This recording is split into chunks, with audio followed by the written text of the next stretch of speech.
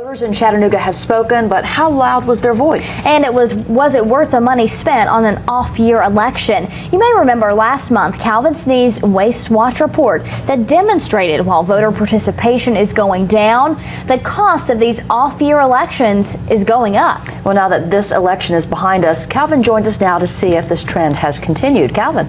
Kim, Latricia, not only did the trend continue, it got worse. Alarming statistics from yesterday's municipal election in Chattanooga are pointing to the fact that taxpayers are simply spending more for elections that a decreasing number of voters are going to.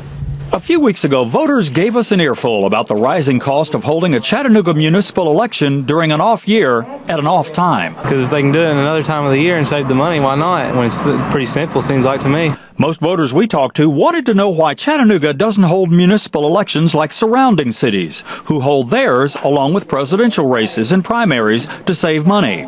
Our Waste Watch story then pointed out the fact that the cost of Chattanooga's municipal election during off years has gone from $77,000 in 2001 to $99,000 in 2005 to $138,000 4 years ago. We really don't expect it any better this year. We don't know how much was spent on this year's elections yet. It'll be close to it, if not more. Like the ballots have gone up.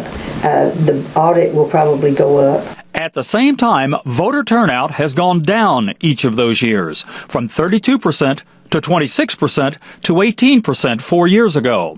Yesterday, voter turnout dropped to only 16%. Out of 111,000 registered voters, only 18,000 showed up.